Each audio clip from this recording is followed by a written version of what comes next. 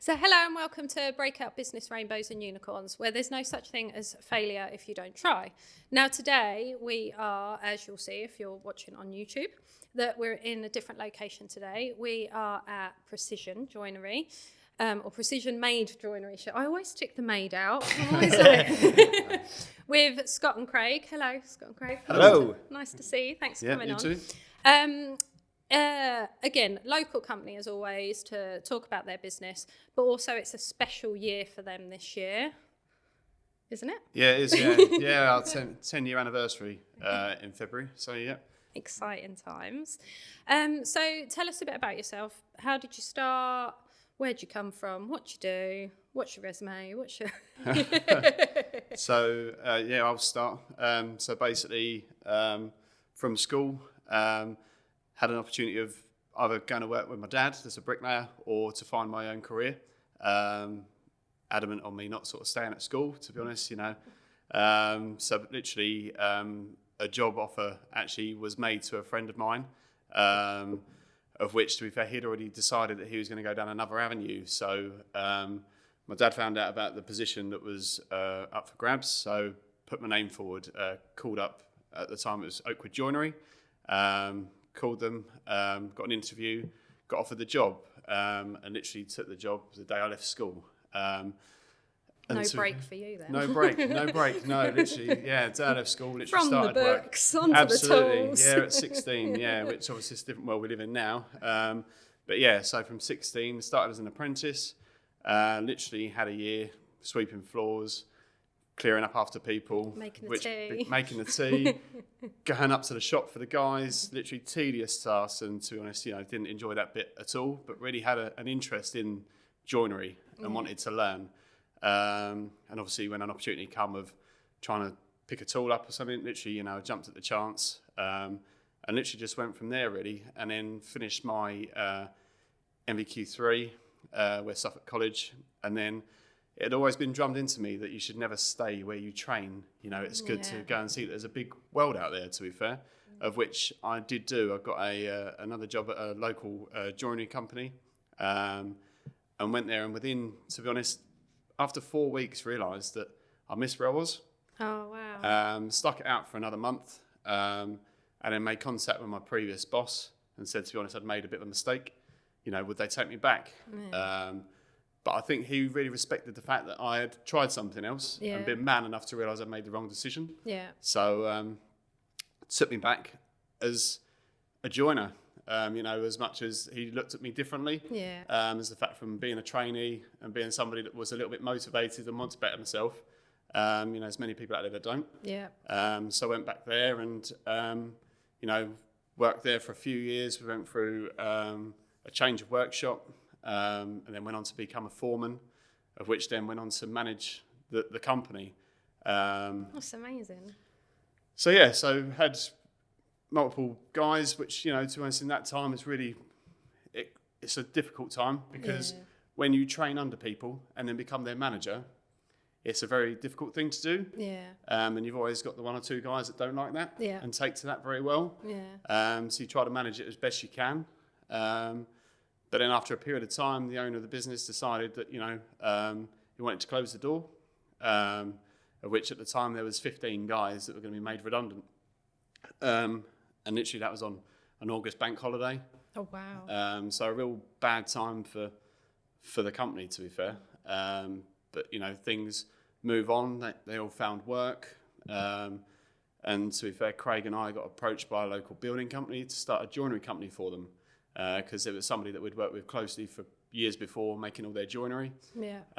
So to be honest, at the time, having a young child, got married. Craig's obviously got a different story, which he'll tell you. But, and just needed to get employed. Yeah. So jumped at the chance. So we started a joinery company for them. And literally after about 12 months, we'd sort of employed people. It was encouraged for us to start finding our own work as much as doing their own, of which we started to do. But after 12 months, we were then put out on site because we had certain capabilities and and skill sets, they wanted to utilise that in other areas. Yeah. And it was taking us away from what we enjoyed doing. So I ended up being up in Norfolk running a building site. Oh, wow. Which was a lot of travelling every day. So it was just before Christmas 2014 that decided, to be honest, this wasn't what I wanted to do. Yeah. You know, literally started a business for somebody else while I can do it for myself. Yeah. And I think with all that, like employing people and everything that comes that, Absolutely. and from knowing as well, like you said, to leave, knowing, and yes, it's that drilled into you of like, oh, okay, you shouldn't stick where you are because you're training. Yeah. But actually, it's, you can say, oh, all joinery companies are the same. They're not. They're not. The values, the morals, the ways of working. Yeah. and Everywhere if that is different. doesn't suit you, It is. Oh, life's too short. There is a job out there for everyone. Yeah, absolutely. And exactly that. If you're not like, do you know what, I don't want to be on a building site and travel away, especially when you've got a young family. Absolutely. Yeah. I remember a Friday afternoon that literally, you know, we'd get away on a Friday afternoon, and I'd taken, because where I'd sort of started to run a job, I tried to get a few of my friends on board with helping with the project. So I took a painter and decorator that is a good friend of mine. We took him up there to do some work. It was a Friday afternoon, got in the van to come home, van wouldn't start. You know, and it's literally at that point you just want to get home for the weekend. You're sitting in Norfolk, freezing cold, and you're like, I just want to go home. I'm done with this.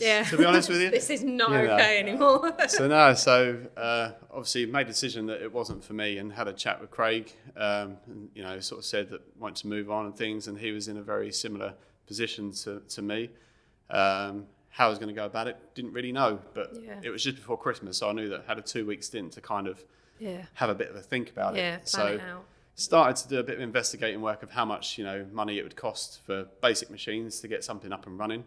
And we kind of got our heads together and realised that, you know, if we could get 30 grand together, we could start the business.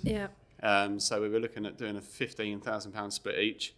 And to be fair, it was, to get the opportunity, it was something I was prepared to get a loan for or get some help with, to be honest. Because it was just something that I'd always wanted to do ever since I left school. Always wanted to be my own boss.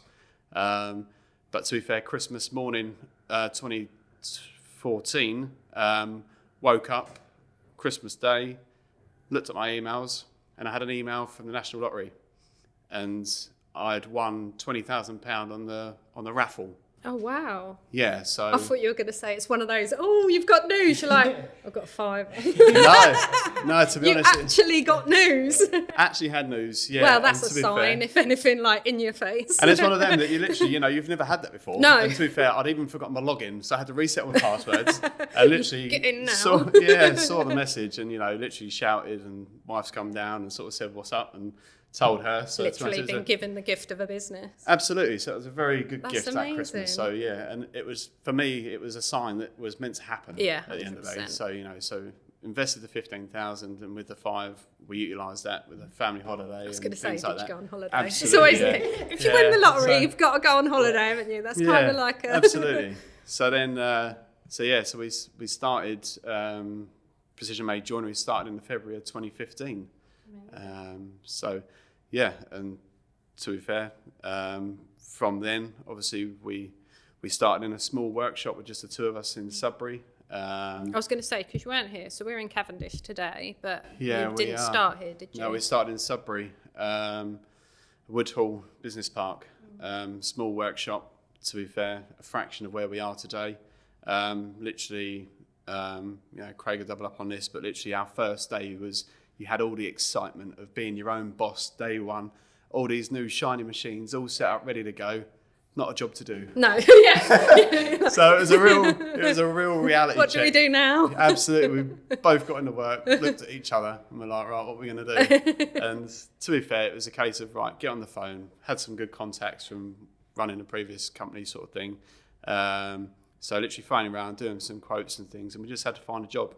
It's quite strange, really, because like, you sit there and you think to yourself, like, oh, have I done the right thing here? Yeah. But I never doubted it. No. Not for 1 second. I knew I had made the right decision. And from my point of view, and I've known this guy for a long time now, a long time. My background is very similar, but from the start, bit's different. When I actually, the reason I got into woodwork was because my granddad was a carpenter by trade. Done a little bit of work with him. Really enjoyed it, sort of thing. And I had my mind set on carpentry, to be honest,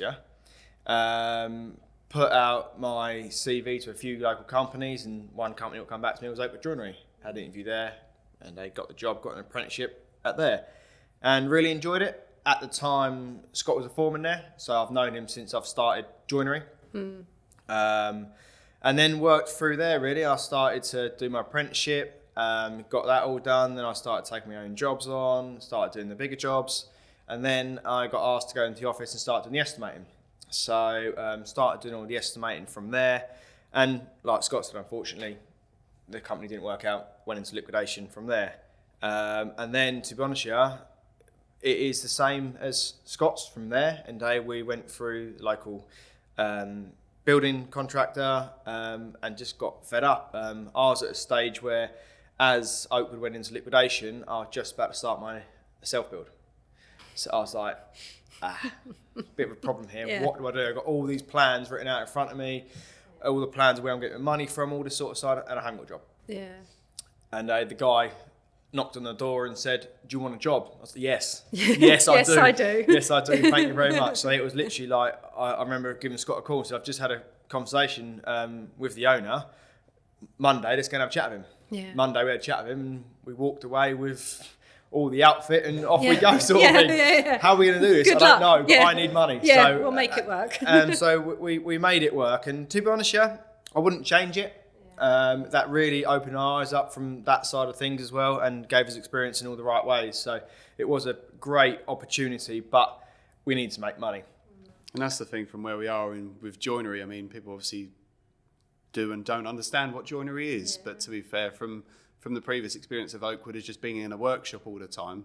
To be fair, literally, I really enjoyed my time with the building contractor, because, to be honest, we got an opportunity doing some site work, and from being a joiner is that you really understand the product more once you get to fit it. Yeah. You know, once you learn how to fit it, you look at how it's made differently. Yeah. Which really taught us a lot, to be honest with you. And it was great to have that time. And to be fair, personally, even just to have that 18 months out in a way of working for somebody else, I always wanted to be my own boss. From managing 15 people, and to be fair, how I ended up taking it on was stressful. And to be fair, at that time, I just wanted a break. Yeah. You know, to be honest, just turn up every day and just be told where to be and what to do. Yeah. But I'm not like that, to be fair. I can do that for a period of time. It's nice to refresh your mind, but then you go again at the end of the day. And that was very much what Precision Made has been, is, you know, Craig and I literally just giving something a chance. When day one, to be honest with you, we both looked at it, didn't we? And we're like, right, this is us. This is what we're going to do. We're not going to employ anybody. We're just going to, we'll work together. We'll get a job done. But Nice little workshop, like the van sorted, tools sorted. That's it. Job done. We're happy now. That soon come to a light that maybe we do need to look at things, but we're like, no, we're not doing it. And the best, one of the great things as well is, I remember starting the business, and it wasn't long before knocked on the door of Scott saying, "Just to let you know, my wife's pregnant." And I was like, right, okay, fine. And we got on with it, sort of thing. It wasn't a problem. 3 weeks later? Yeah. Scott knocked on the door. My wife's pregnant as well. So, well, we could plan this a little bit better, couldn't we, mate? But it was what it was. Yeah. And we all had it planned, and it literally got thrown on its head. I think we literally tapped each other out of the hospital bed and say, right, your turn, mate. And we went our other ways. And it's just the way it was. Yeah. But I think when you have the respect for each other and you want the company to grow, you just get things done. And it's the communication as well. It's just, I remember when, so I was a buyer, so at Green King. And I remember, of course, we'd plan 18 months ahead for the business. Yeah.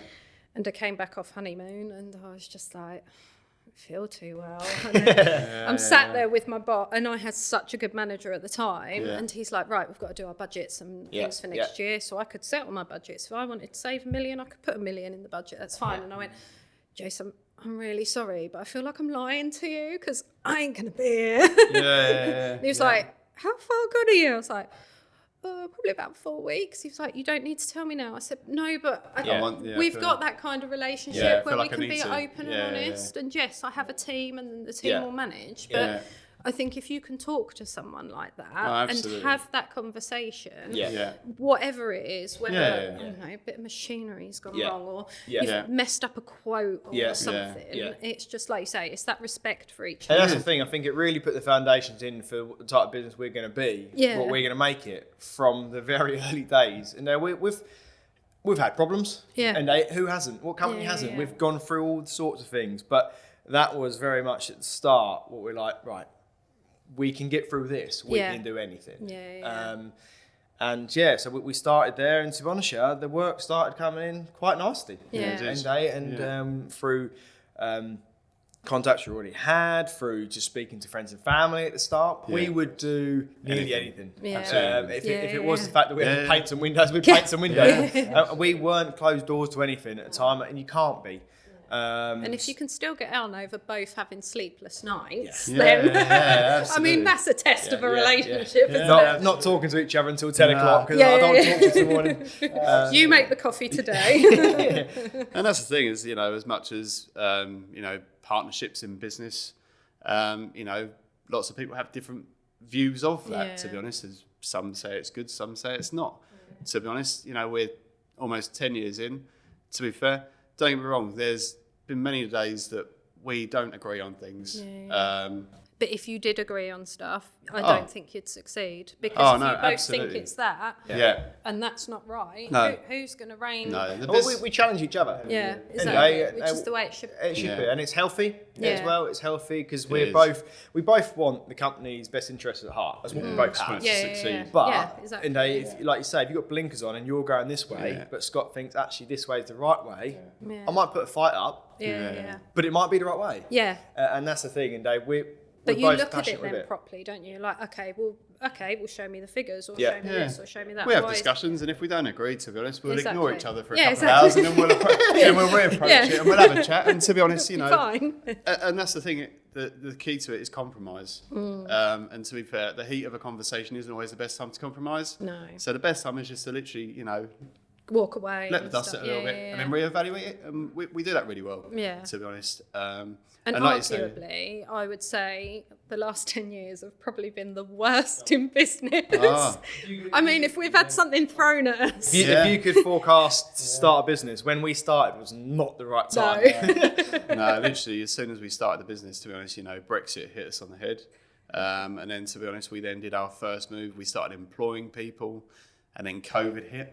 How did Brexit affect you? Because I think it's quite important that still now. So when Brexit hit, I was working for a company and I was organising containers across from Estonia. Yeah. And I'd go home and say to Ben, and Ben would be like, "Oh, how's it?" I was like, "Oh, it's just customs don't know what they're doing." Yeah.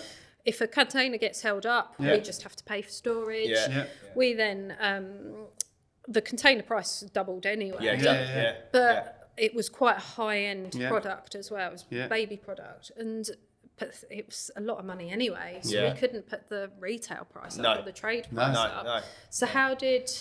Yeah, so It was Brexit more affect you materials, guys? wasn't it? Yeah, it That's was. the biggest thing. 'Cause obviously, we get our timber, paint, glass, all that sort of stuff from other suppliers. Yeah.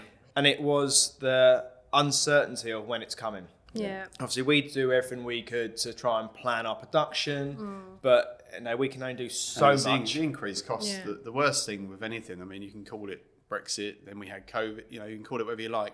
It's the talk that everything receives, Yeah. the negative influence that has, because all of a sudden suppliers hear of that, so immediately they just increase their costs. Yeah. But the problem is we've got deposits from clients. Yeah.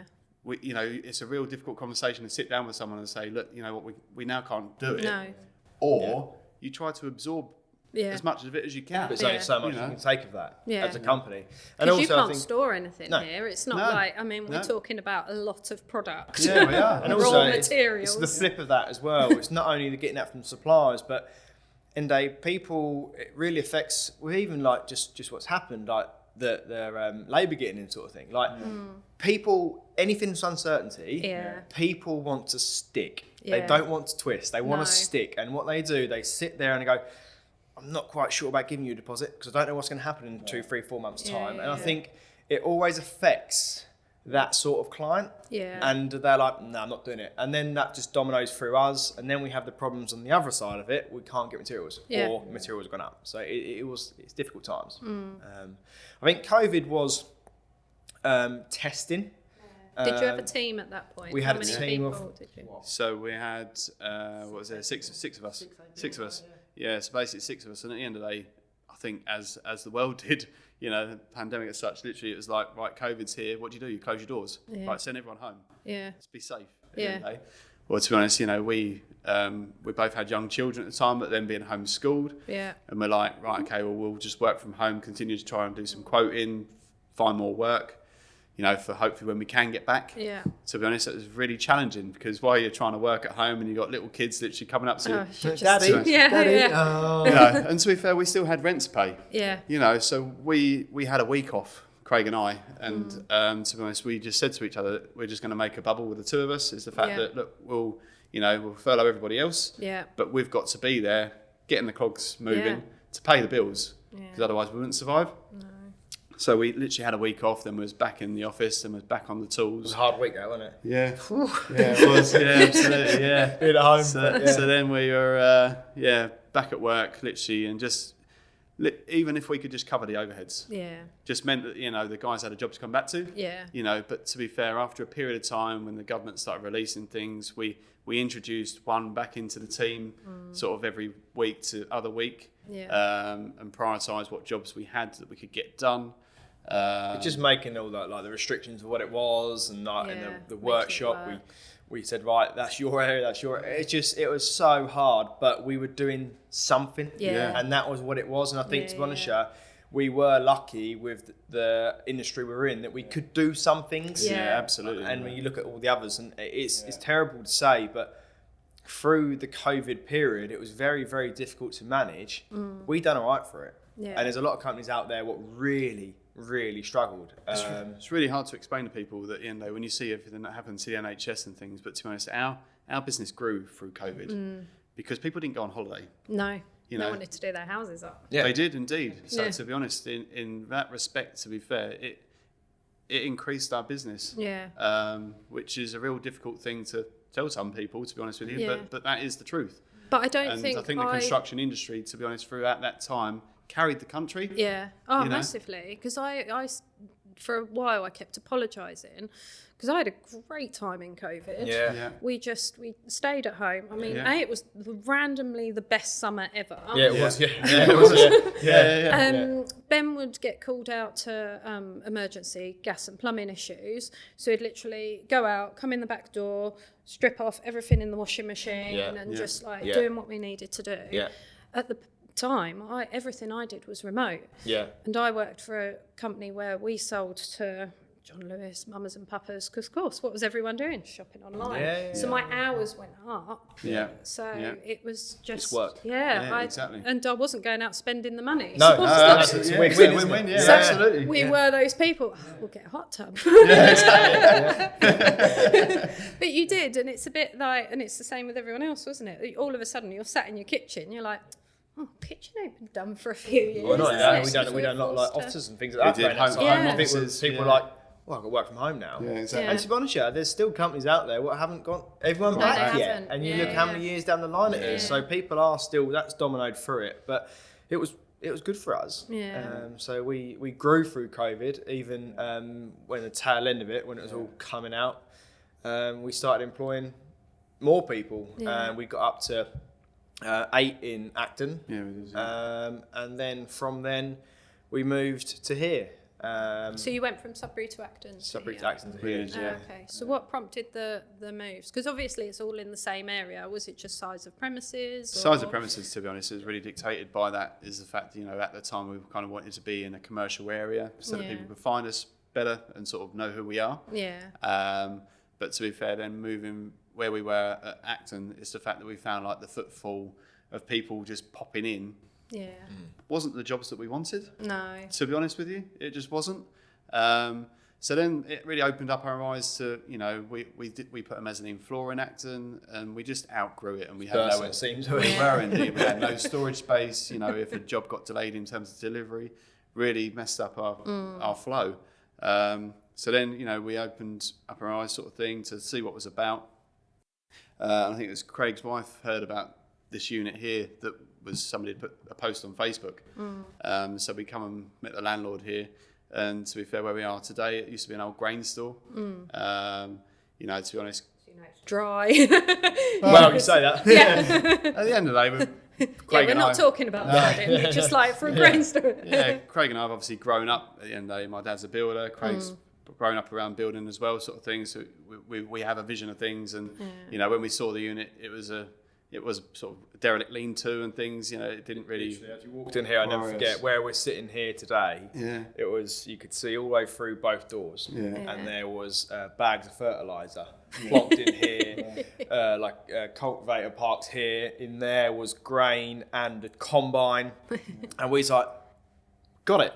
We have got it. We've got the place. So we were buzzing. Yeah. Went back to workshop. Said, "Come on, lads. Come up here, we'll show you." Oh, they ain't gonna. And they walked in like, "What the is this? There's cobwebs hanging down. It is awful." Lost the plot. Yeah. But as the kind of people we are, we're like, no, this is what we want. Yeah. And to be honest, we was it end of October? End of wasn't October, it? We signed the the lease sort of thing. And put it this way, the state it was in, we got everything done, and we're moved in by Christmas that same year. And that's no mean feat, because you've got some big machinery. Even just moving from one place to another. Yeah, so we got guys in, we got all the floor resin sealed, we got all spray insulation through the whole building sort of thing. So it was a stressful time, and we got guys coming in over the Christmas period to get it all done. So we actually only lost, I think we lost 2 days that side of Christmas, and then we lost a week the other side of Christmas for the guys to get set up, and we were going again. Yeah. And when you move a company like that, it was, and don't get me wrong, logistics were literally military precision all the way down. Because this is no room for error. But it's a fate that was there. Like we're always going to do it like that, because the kind of people we are. We get a thing in our head, and we're sprinting. Yeah. We're not. And they are called Precision Made for a reason. and we would get it done. And to be honest, we walked in here and gone, well, we never fill this place. Never fill this place. 3 years later. 3 years later, we're like, whoa, I'm getting a bit maybe big now. Another mezzanine somewhere, and looking at other options. But you got to keep moving forward. Yeah. But also, it's that forward planning, isn't it? It's what you want and how you want it to work. It is, and if the going's good, Yeah. And then you continue to go with that, don't you? Absolutely, yeah. And I think that's opened the doors up to a lot of opportunities within the business as well. And from me and Scott sitting there, getting the wood out ourselves, all this sort of stuff. Got some hell of a stories we could tell, but we'll leave that for another day. It's gone from that side of things to where we are now. And I'll never forget the first day me and Scott were sitting there and pricing up work. I was so cold. I was unbelievable. I remember, I don't know if it was me or Scott, went to Tesco's and we got a little pint of milk. And it was so cold, it was freezing in our workshop. So we didn't have a fridge. We just left on site. Absolutely. And then you sit here today, and I think the type of guys we are, we never really look back and think, look what we've done. I knew around that time, so we could have looked at each other and said, you know what, let's just go home and do some quoting and stuff. But the fact is that, to be honest, we motivate each other. Yeah. And that's the key point behind it all. To be honest, we're here from 6:30 every morning, and we have been ever since the day we started. 10 years later, we're still doing it because, what gets us out of bed is knowing that the other one's going to be there. Yeah. I think that's great. The accountability. Yeah, it is. That's the whole thing that I got told when I started it. Oh, we're getting a partnership player. Like, that's not going to work. Yeah, well, okay, it's not going to work. I've worked with him prior to this anyway, so I knew what type of person he was. He knew me. And to one shot, I think everyone gets it. You get there some morning, you wake up, your alarm goes off, I cannot be bothered to get out of bed. Yeah. The only reason I get out of bed, because I know he's going to be sitting in the workshop waiting for me, so I get up and do it. And I think it works both ways. And I think it's a great, healthy thing for both parties. It makes it easier to get out of bed every day because I know he'll be us. wait for it. It's just with a certain person to work on their own and be that self-motivated.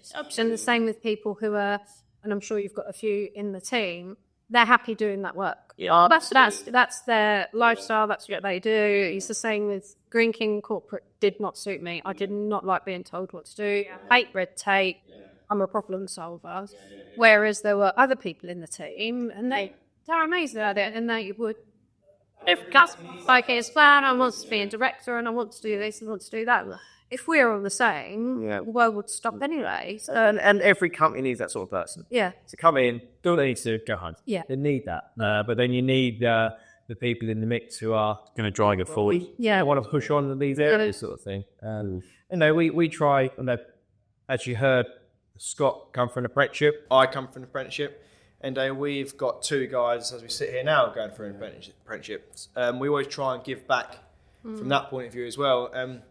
As a company and as an industry, skill set is very, very lacking. Yeah. There's a massive skill gap. It's a huge hole at the moment. And it's really, that's not going to get filled if companies don't get on board and start doing it. Yeah. And a lot of companies don't view it correctly. Don't wrong. The apprentices drive you potty. Yeah. But we've all been there. we've all been there. I've been there, and And you relate to it. And to be honest, is like actually when I was a foreman and helped an apprentice, and when they become qualified, to be honest, it was a bit of a buzz. I quite enjoyed that, and even to this day, throughout my career, I've taught quite a few people. And you look back now and see the jobs that they're doing now. Yeah. It's encouraging, to be fair, and that's kind of what I get back from it. Yeah, definitely. Because a lot of people are money driven and things, but to be honest, where we are is the fact that we really pride ourselves on our product. Yeah. And what we do. To be fair, we want to achieve the best for our clients. Yeah. To be fair, that does come at a cost. So, everybody, they'll come to us and say, you're more expensive than another company down the road, but that's fine. Yeah. You're going to get a service from us, to be honest, and I'm afraid that does come at a cost. Yeah. If you're not prepared to pay the price, then there is somebody out there for you. Yeah. Because there's somebody out there for us. But what materials are they using? Absolutely. What's their time scales? Yeah. Are they fitting it for you? Yeah. Are they going to do? What's the finish going to be? What's their aftercare? And I think that's the thing is the honesty period at such a lot of things, because we hear so much that joiners say, they're going to have it this time, and they don't have it 3 or 4 months down the line. Yeah. And that's one thing we do stick to. And if we're going to give you a date, within reason, it will be that date. Yeah. And that we're honest. And we've lost jobs because I said I can't do it. Yeah. But hopefully the customer can respect the fact that you've been honest with me. Yeah. And that's why we're prepared to lose those jobs, to be honest. Yeah. Because it's not worth promising something that you can't do. No, because you're going to get aggro at the end of it as well. Absolutely. And it's the same when people, and I always say to people, I'm really upfront with pricing and money when I'm talking to people, because we're awful at it as a British. We don't like, yes, that's £10, please. Yeah. But at the end of the day, it's when, and I've always found, the people you quote for, and if they come, do you do a discount? Can you do it any cheaper? They're going to cause more work in the long run. Well, you just know there's going to be more questions, queries, changes, whatever it might be. But also, you're not valuing my service. No. And we're going through it with a plumbing and heating company I work with. Is that people are going in 50% lower. Yeah. So I said, ask for the quote. Just say, do you mind? Because obviously I'm way off. Just, do you mind sharing the quote? You don't have to tell me the exact breakdown. Just tell me what are they fitting. Yeah. And then they've looked at it and go, I would never fit that boiler and those radiators. I know they're awful. Well, there you go then. Yeah, and you've just got to, so many people don't realise that. But I think that's a massive part of being able to market and advertise. It's just educating customers of the importance of... It's no different to buying a car. No, there's a brand of car out there for everybody. Yeah. Some people want to spend little, some people want to spend a lot at the end of the day. But there is a difference in the smart quality. car cost me £200 a year. Exactly, but it's got no heater, but it gets me from A to B. Most of the time. Yeah, when it goes in reverse, but we won't talk about that. But it is, you get what you pay for, and you don't want to undervalue your services. Oh, absolutely. Because it's just, and also, especially being this local as well, people talk, and if you get they do. referrals, Yeah. and they walk into someone's kitchen and go, oh, well, this cost me X. Oh, they did it for me. For why? Yeah. You're only going to annoy them and go, oh, hang on a second. Yeah, You just have absolutely. to have that like fair Yeah. pricing. Yeah. And Absolutely. do And your at the end of the value day, as well. the best compliment that you get is when you meet a new client and they're like, oh, such and such are speaking about you today. Yeah, exactly. Hold you in high regard. Yeah. To be honest, straight away, you know that you're onto a bit of a winner. Yeah, You know. marketing gold. That's Absolutely. what everyone aims Yeah. for, is if you can Absolutely. just have those referrals and recommendations. And that's the thing as well, is that's why when we moved here, one thing that we said, we wanted the showroom. Yeah.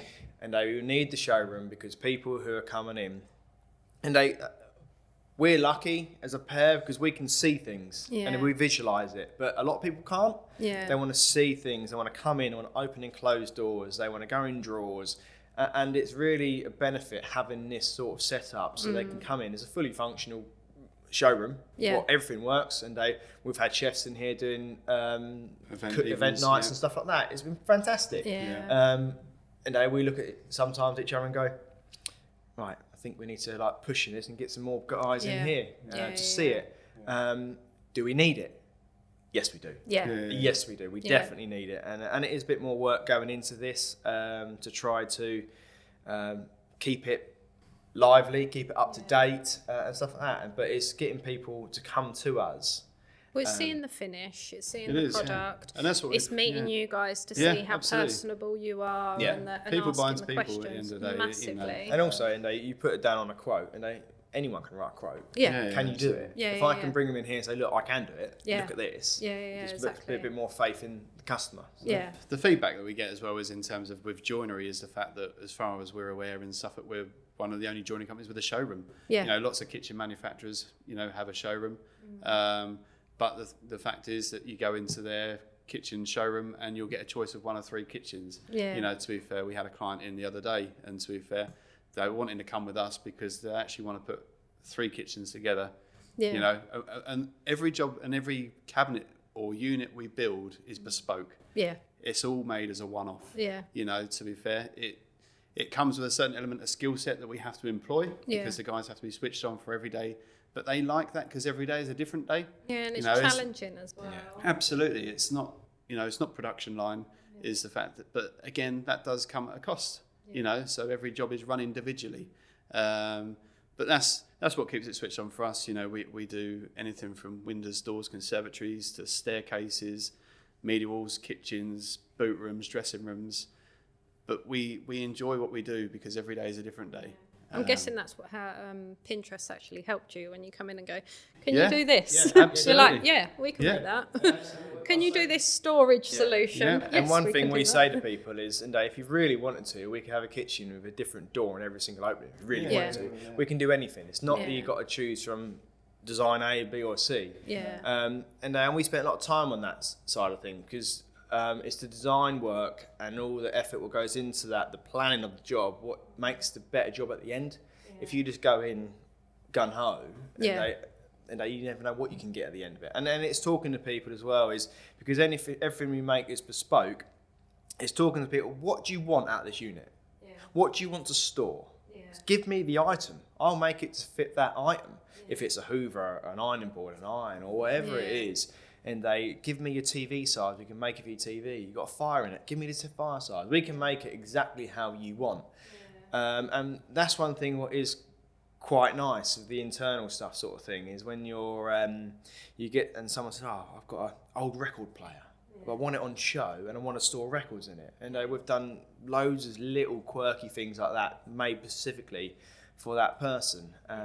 But until they come in and see us and look at us as a company, they're like, can they do it? Can they not? So that's a big thing for us. Well, I think people have got used to buying off the shelf because Yeah. if we Absolutely. want something now, what do we do? Go on Amazon. By Yeah. the time I'm on my Amazon, it's like, you want this. Yeah. Well, I didn't want this, but I'm buying it anyway. Yeah, because it's one absolutely. click and buy it. Yeah. So people have almost come a bit like tunnel vision We have. of not realising, well, actually, no, you can have absolutely. anything you want. And that's great for the market that it is, but to be honest, it's something that's going to last you a few years. Yeah. But the fact of it is that cabinets and things that we make and install to people, it can last a lifetime. Yeah. Because it can be redecorated, and it's a product that's going to be there for a long period of time. Yeah. In terms of like a kitchen, you can go to a big manufacturer that will be a 10-year lifespan. Yeah. But, a bespoke kitchen can last you at least twice that time. Yeah. So it is an investment. Yeah. Which does help improve house prices as well. Yeah. It does add value to houses. And what's your or the team's favourite? Do you have like a favourite like kitchens or windows, or because it's massively varied in skill set to do a like bespoke kitchen from. We almost have two teams. Windows. So we have a team of joiners and what we class a team of cabinet makers. The joiners, to be honest, what they really enjoy doing is traditional box sash windows, old lead weights. To be honest, it's a nice old style window. They all like that because there's multiple different sections and components that are going on. It gets you thinking. So that they enjoy that. But when it comes to cabinets, probably kitchens, to be honest, because again, it's more of a layout, and you really see that you change a room. Yeah. From a And blank it's a canvas. beating heart of every room in every house, isn't it? Oh, It's the massively. kitchen. Everyone It's where spends so much everyone time in the kitchen. gathers. It's nice to have that feel of it, and also you deal with the appliances and all that sort of stuff and things as well. So that's nice. But I think the thing is for us, we've got two sides of the business as such, a joinery side and a cabinet side. But we've spent a lot of time in making sure we employ the right guys who they can mix. Yeah. We've got guys who can mix. There's people who have got strengths on one side, and we're keeping that side. But the versatility of if we have a month with all interiors, it's not the fact that I've got half the business standing there twiddling their thumbs. So it is quite nice like that, versatility wise. And what's the difference between joiners, cabinet makers, and I'm going to throw in carpentry? Because to me, in my head, it's all woodwork. Absolutely, and it is all woodwork. But so basically, joiners are obviously renowned for being your window, your door, your staircase, constructing items that have solid wood materials, actually constructing and making a product. Cabinet makers are more of your carcassing with face frames, with doors, your media walls, your kitchens, your cabinets. Your carpenters are generally more of your fitters, sort of making the structure of a house, stud walls, putting roofs on. Okay. So that's more about a carpenter's trade. So a lot of people do get confused between carpenters and joiners. The amount of times that we get calls saying, I need a joiner, well, you need a carpenter. You need somebody to swing doors for you. But that's a carpenter, not a joiner. A joiner makes products, a carpenter fits. Okay, right. But then also on that, we obviously have a fit service here as well. So we've got guys who come in and do our fitting for us. Most of our internal fitting we do in-house. So we really find it helps the fact that we can offer a whole package to a customer, from the design all the way through to finished item. And also the fitting side of things is you can view it differently if you're going to fit it when making it here. We can do a lot of work here, what makes the fit on site easier. So if we know we're fitting that side of things, we can go, I'm just going to do that here because it's easy to do here, and it is on a dusty building site sort of thing. So we offer the fit side of things as well. We really, really like to fit all of our interior stuff. That goes from everything is finished at the end of it. We get a decorator to go over everything. If it's one of our guys or someone else, and it's always finished off to absolute perfection everywhere. And it just gives the feel of a nice homely sort of feel. You've got a guy coming in who's gone over everything at the end. It's all touched in, and it's done. Rather than, it's not my job, that's the joiner's job. No, that's the fitter's job. That was the plumber's job. And it just gets all messy. Where we'll just take the whole package on and go, we'll deal with it. We'd rather have control of it, and it gives the client peace of mind. Don't get me wrong, we also have clients that also want to take on the responsibility for themselves, and they're more than welcome to do that. But I think come the end of the project, they really regret it. They just want you to be do honest. it. Absolutely. I think people find it is a bit, I'll save money if I do that myself. They do, but it ends up costing more money. Exactly. Or they just don't have that attention to detail, or it's just, and especially when it's things like that in the kitchen, of just like there's certain things people want hidden, or absolutely. And it's that behind the scenes stuff people don't see or don't know. No, to. And that's where all the key work is done. It's not always on the things that you can see. It's all the back work that's important. It's hiding the stuff you don't want to see. Yeah. It's a kitchen. We all have families. It's all working. You go into a kitchen sometimes and it's lovely. But then you go into the kitchen sometimes and it's like a bomb's hit it. Yeah. You've got to get out the door or something like that. Yeah. And it's just having the facilities to chuck things away at a time, like just shut the door so it's clean and tidy sort of thing. Everyone does it. Oh, someone's coming round. Yeah. Absolutely, yeah. And that's the thing. But and that's why we like spending a lot of time with our clients to sit down and discuss this sort of thing. What do you want? How do you live your life? Some people cook just to survive. Some people would love cooking. So let's put more facilities in for cooking then. What do you like doing? And some people just like a kitchen for show. Yeah. You know, we've done those before. You know, people that literally don't cook anything. Yeah, but they they've got the ain't loveliest touch kitchen. their oven. No, absolutely. But they love it to sit at when a friend comes round at the end of the day, and that's what it's all about. I think it's learning your client. Yeah. It's a big thing for us, and seeing what they want, and that goes with both sides. That goes with the interior and exterior. And some people are not bothered about things, but they really want a really nice front door. Yeah. And they want this particular ironmonger on it and stuff like that, and we can source that and put it all on for them. It's knowing what they want at the end of it. And we can do nearly anything. It's just knowing what they want and getting that out of them. And I think you do get client. We get the same with us. It's sometimes clients don't know what they want, but they've come to you for that expertise. Yes, absolutely. Of just saying like, okay, well, do you cook? Do you say, oh yeah, I use a lot of herbs and spices. Right, well, you could put a massive spice bag.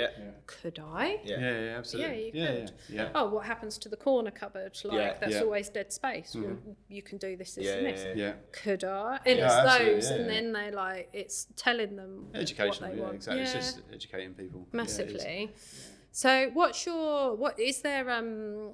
Like a favourite type of client? Is there certain things, like certain projects, like massive because I'm sure you've been asked for anything and everything over, I mean 10 years there's going to be like literally from top to bottom. Is there certain projects or projects that we take the most from are the ones that we get involved with early, to be fair, where we, you know, it's not one particular item. We actually enjoy getting involved with clients that we've done quite a few projects now where we've literally done everything. You know, we'll get in with a client and we'll make the windows, the doors, the front door, back door, and then we'll make the staircase, then we'll do the kitchen, the dressing room. You know, for us to walk into a house that we've literally made everything in there, that's what we really enjoy. And it's nice to have the relationship with a client for that period of time. Yeah, because you know what they absolutely. You're always going to give them work a together. service to someone. Absolutely, rather than just having one item that you're dealing with them on. You know that they get to buy into us, and you get to know each other. And that's the kind of projects that we really, And just to say, that's not all at once either. If someone wants, do you know what, can you do a front door? Okay, we'll do a front door. Oh, now, could you do the windows? Yeah, we could do the windows. It could be over the period of absolutely. Literally 10 years. Absolutely. We've had quite a few projects that they've done like one elevation of the house and then moved round to all the elevations because they just can't afford to do it all in one go. And that's understandable. So we've done projects like that, and we're happy for that. It's not a problem. And we've done projects where we've had like a year break, then gone back and done something inside. And it's repeat custom. And because you know the client from the very first meeting, it's nice to go through it all. And I suppose it helps with the project if it almost gets quicker in a way, subject to what they want, but actually knowing them and knowing the house and everything. And the clients we get are so vast from one extreme to the other. It's not that, you can't stereotype or take anyone nowadays, can you? You just don't, and you don't know. You really don't know who. And it goes to the smaller sort of houses. You think, well, they're never going to have bespoke, but sometimes it works. Because they specifically want to store certain things. Or it's a listed house. They have to have these sort of windows. So it might be a little cottage. You think there's no way they're going to spend that money, but actually they've got all these pokey little bits that actually something off the shelf is never going to work. Never going to work. And they love their house. They've got no interest in moving at all, and they want to make their house perfect. And that's when we come in. But then we have worked on really, really nice houses. So it's so vast. We do a lot of heritage work as well. We work in churches as well. What do you do in a church? I did So not it's- know this. I was just yeah. going to say, do you do any commercial work? So Church? no, Can we call We churches do quite, commercial? we've done quite a lot of church work, to be fair. Yeah, literally, we did a whole reordering project at Southwold Church, of which we did huge oak screen that was like an entrance into the toilet facilities, and there was a balcony. We do Little shop display area, weren't there? boards, a shop area, Oh, wow. little mobile trolley units, T-point units. Yeah, to be fair, we've done quite a few churches now, to be fair. You know, and we've got a few that are coming up as well. Like I say, we do all sorts of work, to be fair. Yeah. Do you do any other commercial work, or is it more residential? Or Mainly residential, to Yeah. be fair. It is mainly residential, period properties. yeah. We haven't done much commercial work, to be honest with you. And how it's not far something- do you travel? Do you cover? Because you do a lot of work in Norfolk, don't We do, you? yeah, Norfolk, around the coast, yeah, to be fair. So we do cover Essex, Suffolk, and Norfolk as well.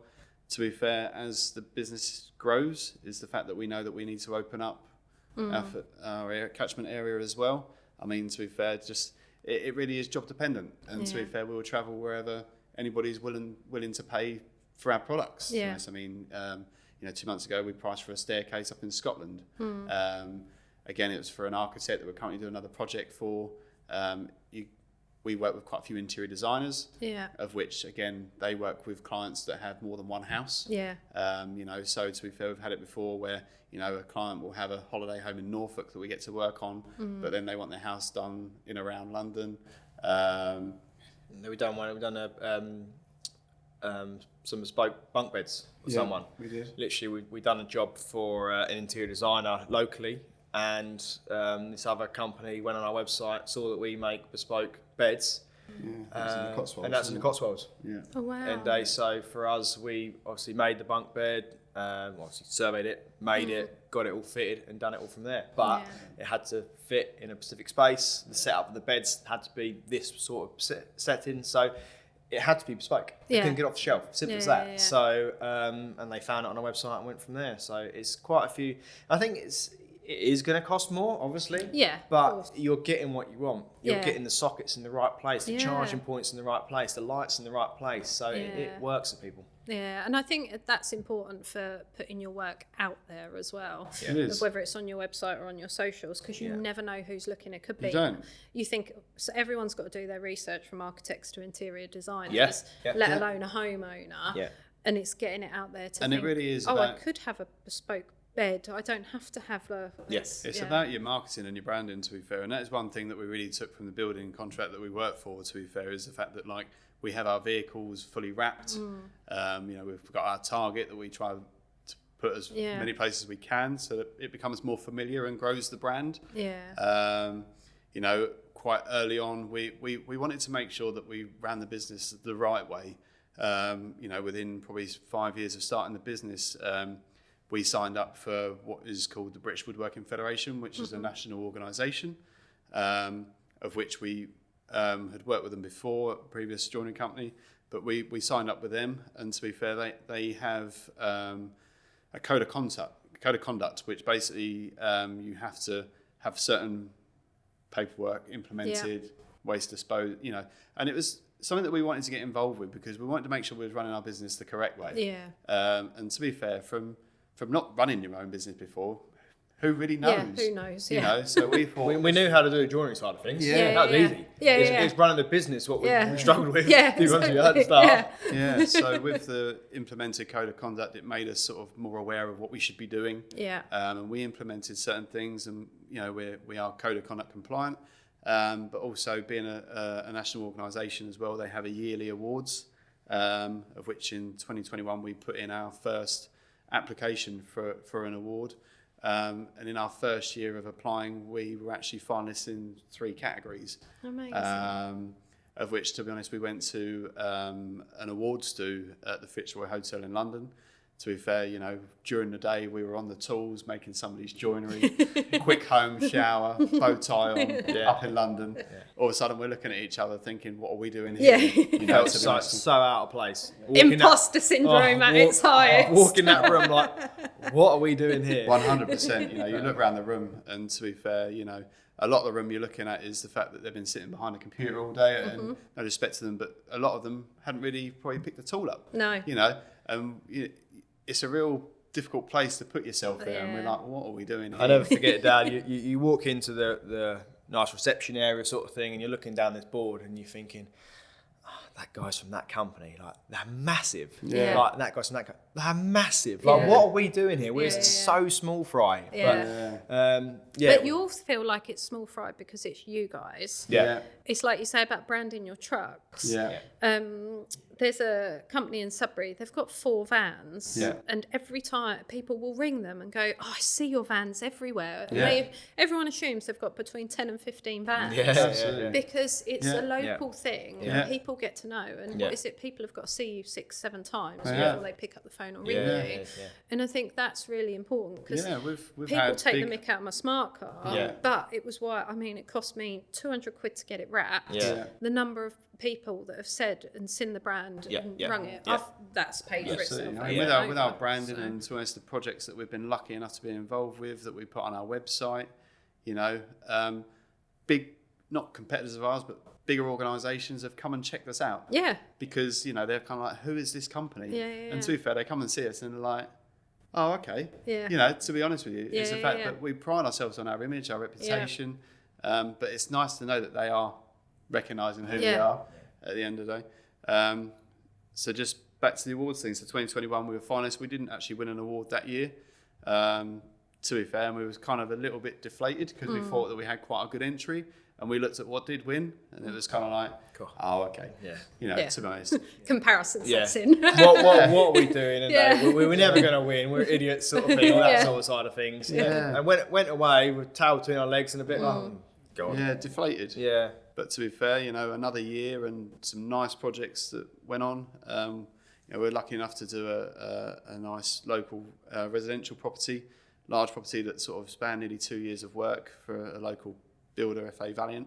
And then we put that in for the next year's award. And to be fair, in 2022, we were lucky enough to win Project of the Year, which to be fair, Amazing. having gone to that, it was kind of like, you know, we went with not expecting No to win at chance. all. Not a chance. It's funny how you turn up at the first ones Yeah. and you're like, yeah, cool, we're here and everything. To be honest, You're like, I felt oh. like that until you walked in the door. I felt Yeah. like we could win it because Yeah. the project, I was quite They like, sat us Yeah. right at the back of the room. right in didn't the they? corner, weren't Yeah. it? Oh, God. Up on a table that, you know, you're talking to other people on the table and none of them are up for even an entry. Yeah. And you're kind of like, oh, okay, one of them nights, is it? Yeah. Yeah. Here we go again.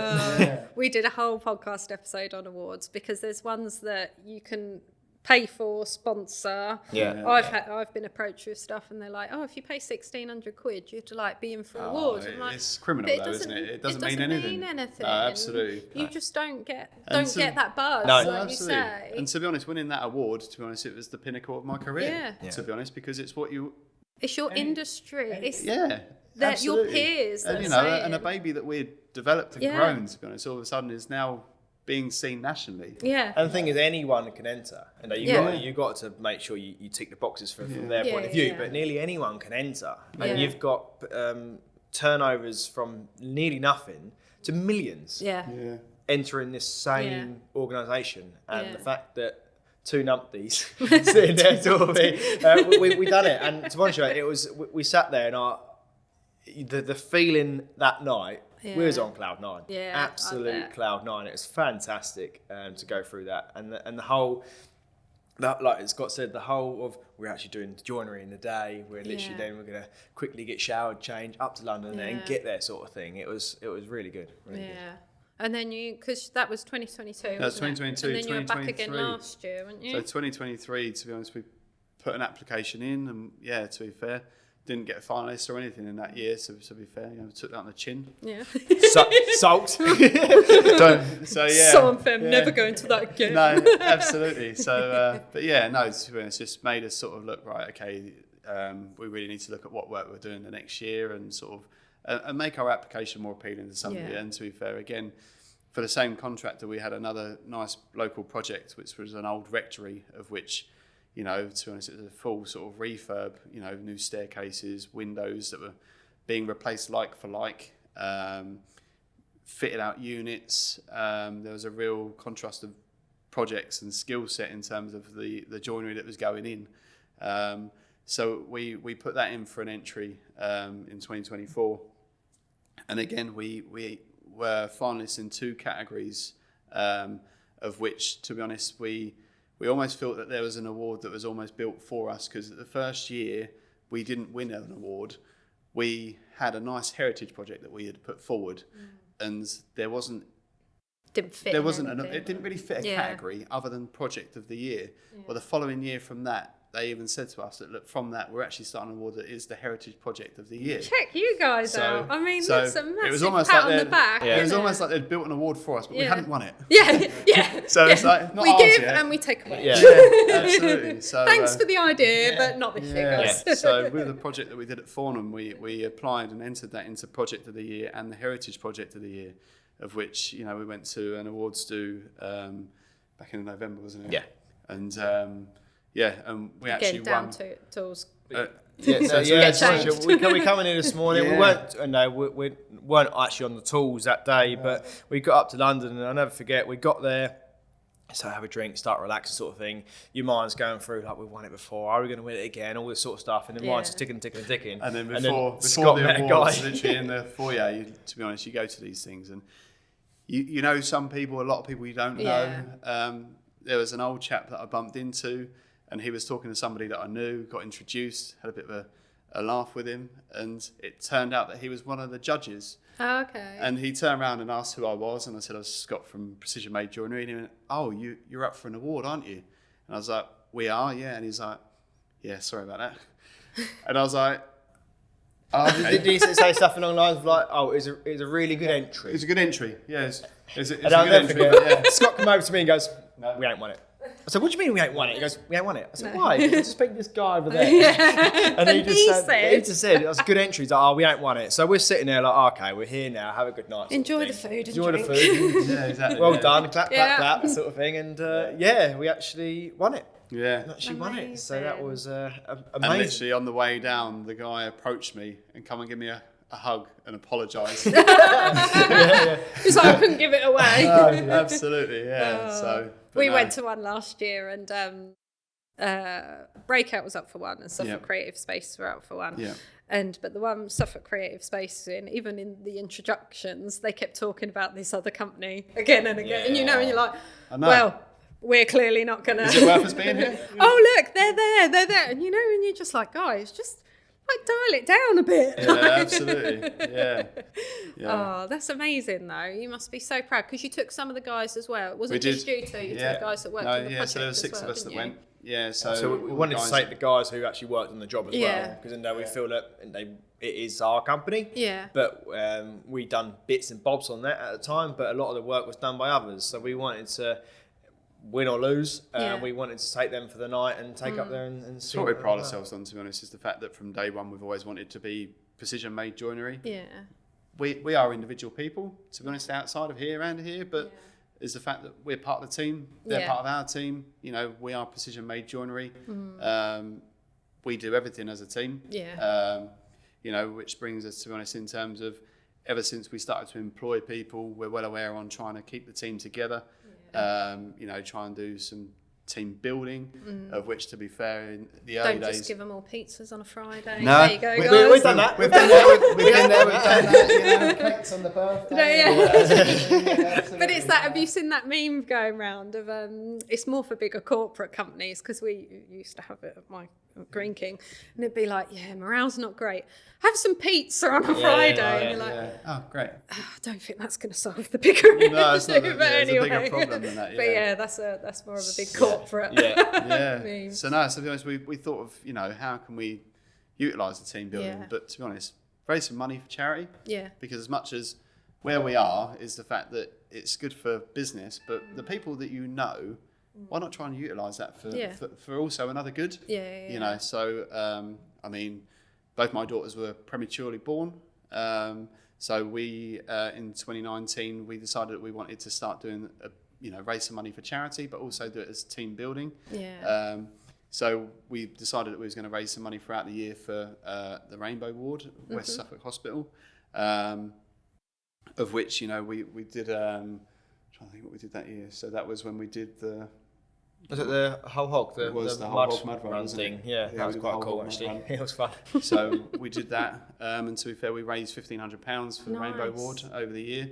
And then we had an office manager at the time that basically a close friend of theirs was running a charity called Do It for Daisy. Yes. So we agreed that we kind of tried to leave a year in between, because asking people for money all the time is tedious to us. And it's not just that, it's the fact that for us, it's a real task to organise events. Everybody enjoys them, but to be honest, the financial cost of time lost in organising events does cost a lot. It's a balance, isn't it? It is. We've still got a day job to do. Absolutely. Actually, it is a nice to do, but this can't take over our life right now. No, it can't take over business, because that's what's paying for that side of things. So we spoke to her, and we were like looking at what else can we do. We've done the bit for the Rainbow Award. Who else can we? And she brought this to the table, and we said, well, okay, we'll have that as a charity. So we did some days as a charity for the year. So we'd do some different things, but that would be our yearly charity. And that year we did some virtual stuff, didn't we? To be fair. Yep. Yeah, we done some virtual raffles, walking, running throughout the team. So what we had is certain amount of miles that the team had to do. So we literally split it up. John O'Groats Land's End, it was. We done it virtually. Oh, nice. So that was quite cool. So we all had to do little bits, and you could record it on this app we got, and it just took us all the way along up to John O'Groats. So that was quite nice, because it was getting the guys out, and it was throughout like the summer periods, wasn't it? So it gives everyone something to talk about other than work. To be honest with you, because you know, it was like, I went out for a run last night, you know, and it just gives. Because when people just talk about work all the time, it's a bit mundane, to be honest, and it's nice to have an interest and share something other with the team. It makes everyone real as well. Yeah, absolutely. Yeah, it does. Yeah, absolutely. And it's not just that, it's something that occasionally you can get out and do together. We always used to joke in the office, it was what we were all having for dinner. So it was always our chat, what you got for dinner tonight? You get food envy. Exactly. It's Thursday, I've got spag bol. Okay. Every Thursday. So that was 2021, and we raised £3,100 for Do It for Daisy that year. Amazing. So, you know, we were very proud of that. But then to us, then COVID hit, so we didn't do anything because it really wasn't right at the time to do anything, to be honest, you know, other than try and live day to day at the end of the day. But then, so then Nadia, at the time that we had as our office manager that was heavily involved with the Do It for Daisy, she decided that she wanted to move on with her career, to be fair, is when we had the office manager role. We started it as a 9 till 2 hours, really hitting sort of towards a school mum, where Nadia had a career before in sales, so she joined us throughout that time of her children growing up, and to be fair, you know, she was openly honest and said that she wanted to have her career back. So she moved on, of which then Kaylee joined us, and when she did join us, you know, she had a real interesting story about where she had been over the last sort of 18 months previously, of sort of donating half of her liver to a newborn child that was her best friend's boy Tommy at the time, and to be fair, you know, it just sort of blew us away with what you know, the gesture that she had done, to be honest, and we just saw this as an opportunity of trying to you know, help somebody else. Between Tommy's mum Lauren and Kaylee, they kind of had a dream of starting their own charity. So it was November 2023, when we sort of said to them, look, you know, we need to sponsor a charity next year.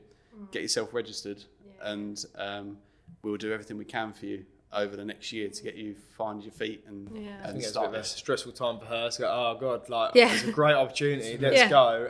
But I think it needed it. I think it needed to push on and say okay. There's two guys here willing to support you, but if I don't set it out, I'm not going to get support. I think from it was a dream, but then all of a sudden somebody had obviously said, "Oh, well, go on then." And it's kind of like, it's that accountability. It is, as well. It is. But then that's part of the team thing as well. It's bringing someone else on, and while it's not actually doing the job, but it's something else. Yeah. Absolutely. But it massively complements everything, and then the company values and everything else. It just all fits, doesn't it? So we supported them with obviously just getting the you know, some standard sort of stuff sorted in terms of a website and branding and things, and And then last year we hosted some events. We did a race night, didn't we? The race night went really well. Had like a raffle and auction and stuff like that there. So we contacted our local contacts who we know and see if there's anything they'd offer. Had some great support. Even in terms of the gifts and people that put up for the raffle. To be honest, I think it's important though that if you don't ask, you don't get and you don't know. No, you don't. It's not until you ask, and if you're not asking for cash necessarily, the amount of people that say, "Oh yeah, we can just do that," or just and there's a lot of businesses out there, and local businesses that are really interested in doing something good, but they just don't have the time. Or don't know what either. Yeah. No, that's another thing. Yeah. They're just like, well, I want to help, but how? I don't know how to. No, just don't know how to. So no, we done a lot of legwork on that, and that was our biggest event of last year. To a certain degree, it took a lot of organisation. Being the people we are, we had our own race cards made, all this sort of stuff. All about the branding. It's all branded. It's all PMJ branded. Precision Made back in again. So we really went out on that, but it's the kind of thing we are. And to be honest, you really enjoyed it. Yeah. I really enjoyed the Well, night. the families get involved in it, Absolutely. everything as well. It's not just the team here. Absolutely. It's and that also, extended my team. daughters were at an age that they come along and they helped out. Yep, slave labour, love a bit of child labour. Absolutely. My youngest is the shyest little girl there is, to be honest, but by the end of the night I had her up there calling out the raffle numbers with me and really sort of brought her out into her own. And it's things like that and opportunities for the family, to keep them involved with the company as well. And I think it's important then you meet everyone as well, because I think huge companies, or even if you're self-employed and it's just me, myself and I, you don't get that. So, but in a company like this, you're talking about each other's family all the time. But to actually meet them, it's just really nice. And then also we invited like local firms to come in. Quite a few like local firms that come in and brought their guys with them. Yeah. So they had a table, we had a table, and then you're all mingling together in the same room. So that was our first event. That was like February time, wasn't it? Yes, it was February sort of time. February time. And then the next one was So we did the Skydive. Skydive next, wasn't it? Yeah. So Kaylee.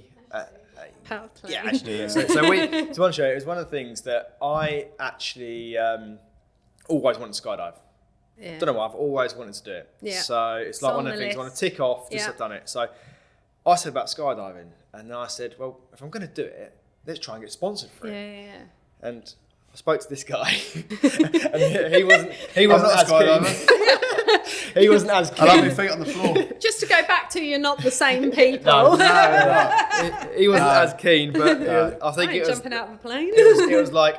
It was one of He's them doing things. It was one of them things, to be honest. I wasn't going to have Craig come in on the Monday and say, I've done skydiving. Like, such a bottle job.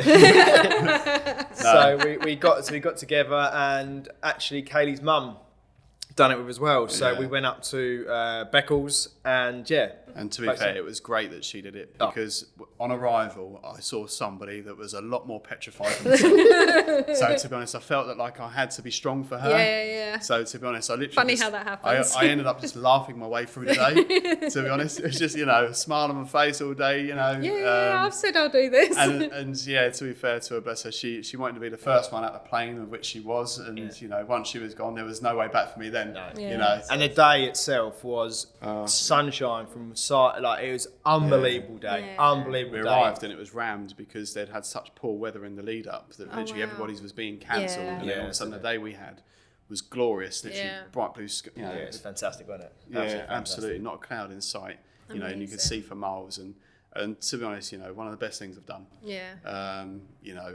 Recommend it to anybody. Would you do it again? 100% I would, Yeah, definitely. 100%. Not the same place. Yeah, it's different location, but I'd do it Yeah, again. definitely. It's fantastic. And then, so we just casually jumped out of a plane, and then the next one, 2 weeks later. Who'd have thought 10 years ago, we're going to start a business, we're going to jump out of a plane. And then a couple of weeks later, we done a walk from Bewers to Clare. Yes. Just to so we can, what we're trying to do is do events that everyone can get involved in. And, there's some people who are not interested in jumping out of planes or doing anything fitness wise, so we've done like the race night for them. There's some people quite like the fitness side of things, they want to do the walk and stuff like that. So we tried to keep it so we could have everybody join Everyone's in. involved, Cater for yeah. everyone. So yeah, we done the walk, and then obviously we got back to Clare, and we had like a little event there with stalls there, bounce Bouncy castle castle there, for the kids, barbecue, ice cream man, all that sort of side of Amazing. things, and some money that way. It was brilliant, and it got everyone involved. And the same again, local companies said, "Oh, I don't know what to do, but I'd like to do it with you, and Yeah. I'll get some of my sponsorships." Yeah. And it all flows And so well. the support that we had from family, friends, local businesses last year was unreal, to be honest with you. You know, I mean, Katie and Lauren brought it to us with some photo book of things that we've done throughout the year for them, to be fair. And yeah, we raised £12,300 last year. Wow. So to be honest, it's really been able to let them find their feet. They're now in a position that they're going to be able to start sort of supporting the first family. Yeah. And for us, it's, you know, it's all about trying to make a difference to people that, that we know as well, because lots of business want to support big charities, which is great. But to be honest, for us, it's all about trying to help people that we can see it's going to make a difference to. Yeah. To be honest. And if you'd have said to me, sitting here 10 years ago, you're going to start a business and you're going to help a charity with 12 grand. Yeah. No chance. No. You're stupid. No chance.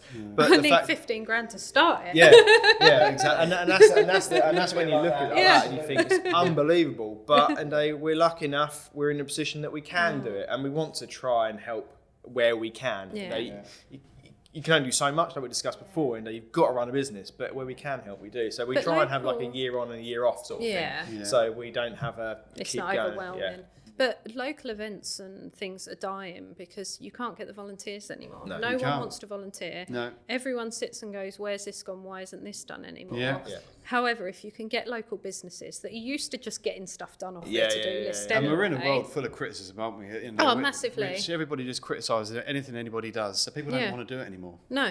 You know, rather than encourage it or to be honest, if you don't agree with it, just keep your mouth shut. To be honest, you know, because there is things out there for everybody, and anybody that puts their time into organising the event, then fair play to them. You know. The biggest, most abuse and criticism I've had is for things I've done for free in the village. Yeah. And I've had my name banded around the village. It is quite, I always find it entertaining because we live in quite a small area. Everyone knows everybody. And you think, you know, you're like, we used to have a standing joke in the office. I know everything. If I don't know, I am that person flagged out. If you have a friend that's got a new relationship, what's their name? And I'm like, this was their house. I'm right. I am that person. But at the end of the day, if people don't put themselves out there, we won't have things. No. It's just, so like, I help out with Long Melford Open Gardens. We raised $6,500 last year for or local village organisations. So it goes to the church. It goes to Melford in Bloom. So it goes back into the community. Absolutely. And you get such a buzz off the day of everyone walking around with their little yellow maps going around. We had pink maps last year. But we keep it, but even Paul and I that organise it, it's very much done on the Open Gardens page.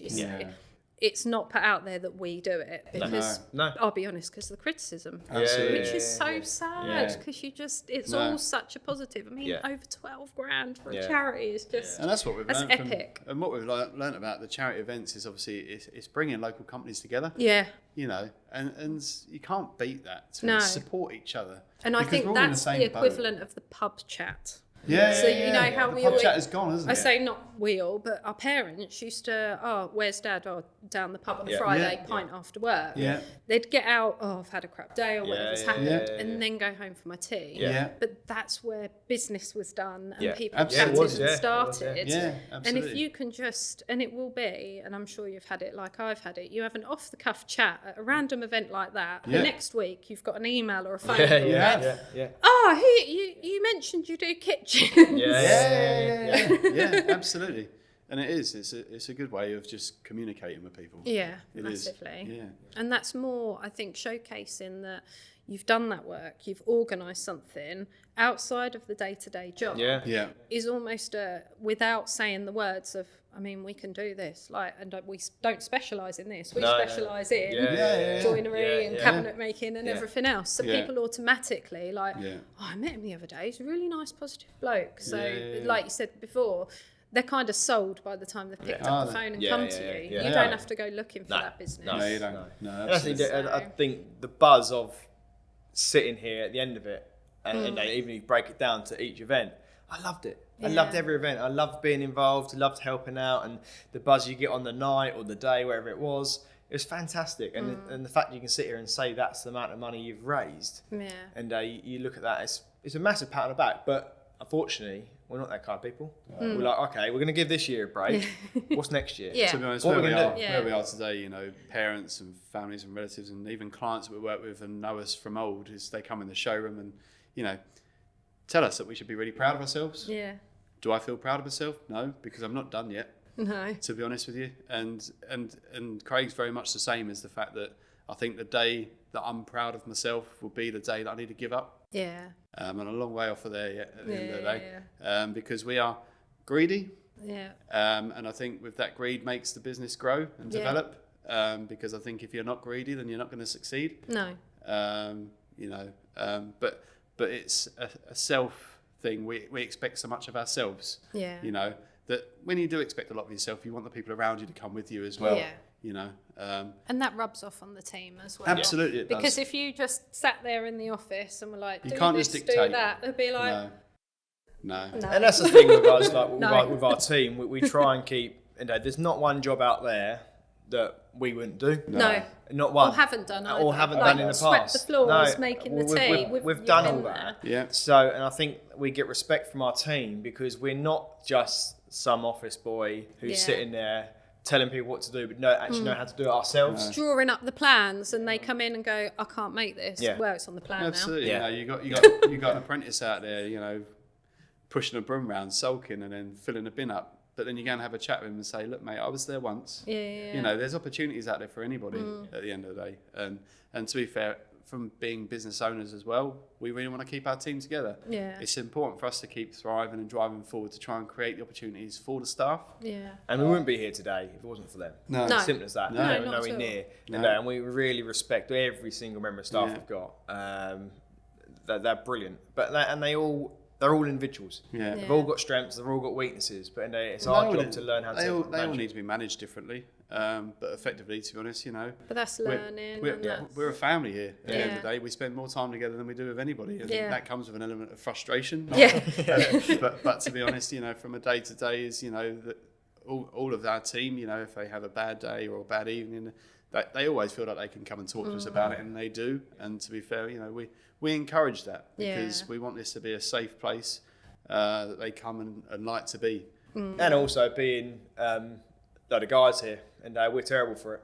And we have got some ladies, but we don't like talking. But we do. I do feel that a lot of our guys do talk to us and put it all out there, sort of thing. Sometimes you're sitting there thinking, oh my God. Especially in construction as well, and things that, you know, it's a real hard industry to be and survive in. It is really hard, and I think a lot of that's lost socially because we don't go down the pub. We don't. We don't have all these events. We're not out. We literally go home, and what do? And we're all guilty of it. We go home and scroll. Yeah. And you're always looking at somebody that's doing better than you are.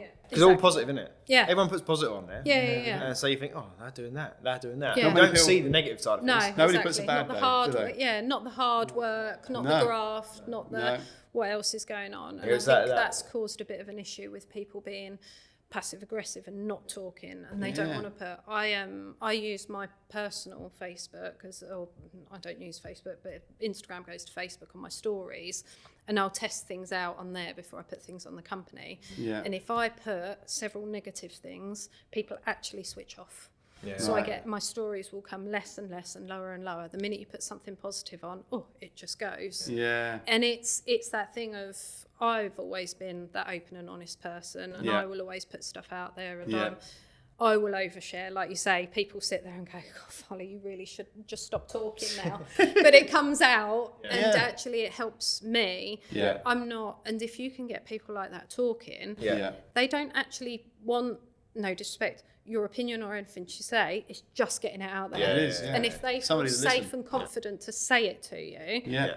that's the problem solved anyway. Yeah, absolutely. You know what it's like when if you've got a problem at business, by the time you've told the other one, you're like, oh, I fixed it in my head, don't worry now, because I've said it out loud. Yeah, absolutely. Yeah. And for you guys to To almost provide... justify it to yourself. Yeah, exactly. Yeah, exactly, yeah. But to provide that and you're right, especially a team of guys, because us girls are brilliant at like sitting and having a glass of wine and saying everything. And it's almost like that pub chat and workshops are good like that. Of just like, oh, bloody missus last night, she keeps having a go at me. It's getting it out there and it helps when you don't realise it's helping. No, you don't. No, it's day to day for us. Yeah, exactly. Yeah. So how many guys you got? What's the team now? How many? I shouldn't say guys. Poor Kaylee. Sorry. How many you got in the team? so we will be a team of 16s. We've got a second lady joining us, hopefully in a couple of weeks' time, taking on some of the bookkeeping, and obviously we've got Kaylee as well. And we've got 14 other than that, including ourselves. Yeah.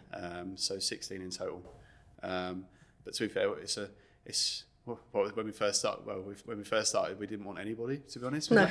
Within a couple of years, the magic number was 5. Yeah. Then it was 6, then 8, and we're now to nearly 16. And to be fair, it's really good. We've got a real good team around us. They all have good and bad days, but it's kind of where we are now. It's just kind of we've got a year ahead of us now, and really focusing on processes and how we can get the best out of the guys. We've spent a long time. Craig and I sort of came out of the workshop almost a year ago now, so we're not so heavily on the tools. We're spending more time with our clients and trying to find work moving forward, because to be fair, it was an area that we really criticised. To be honest, there'd be no bigger criticism for PMJ than there is from Craig and I. We really look at our downfalls and what we need to improve on. We really saw that customer services needed to be improved, of which Kaylee has got more involved with. We're now spending more time with a client. But it's just kind of now utilising the rest of the team to their strengths, and we've just got a year now. We just want, by the end of the year, we just want everybody implemented into a certain position that we are utilising all their strengths. We've spent a year kind of finding what they are, and managing them. And that's how you evolve at the end of the day. It's looking back, refining it, what works, what absolutely doesn't. If you don't take time to do that. And every business occasion needs to take a step back. Massively. And even the good jobs goes out the door, and we're like, okay, that was good. Yeah. But how can we make it better? Yeah. Because you can always make things better. Yeah. And I didn't do this, didn't do that. So, and we do criticise ourselves, but I think that's why we are where we are today. Because if we didn't, we just plod along. It's having the time to evaluate. Because to be honest, for the first 9 years, it was just run on hard work. Yeah. To be honest, just getting it done. Absolutely. You worry about that later. You get the materials here, you get the job done, you get it to a client, make sure they're happy with it. Next one. Yeah. But now it's kind of having a bit more time to assess it. What are good and what are bad jobs? What should we be doing? What shouldn't we be doing? A bit of breathing space. Absolutely. Yeah. So, but also, you should be really proud of yourselves. You should be. Couldn't be more British. I suppose we've done all right. No, like I say, it's the fact that at the end of the day, it's what gets me out of bed, and Craig's the same as it's what gets you out of bed tomorrow. If I said I was happy where I am today, then what's the point? Yeah. To be honest with you, it is that because you are exactly right. You're done then. It's not reaching for the next. And because of that, our business will continue to develop and be where we want it to be. So we'll see what the future brings. Exciting times. Absolutely. Well, thanks for coming on, and happy anniversary as well. Thank you very much. Is there going to be a big party, or are we doing what? It's on the list. It's on the list. It's on the list. Something to do. Organised. February's. To be honest, it won't be in February. No. We'll have a get together. To be honest, on our actual anniversary, we are taking all the guys out for a day out. Nice. To be honest, we that's a secret though. We're not saying what it is yet. No. Okay. So basically, they've got to arrive. We'll tell them what to bring. Amazing. And then it will be a day of fun. To be honest, it's the fact we won't be here without them, sort of thing. And to be fair, we need a day off. Just want a nice day. Exactly.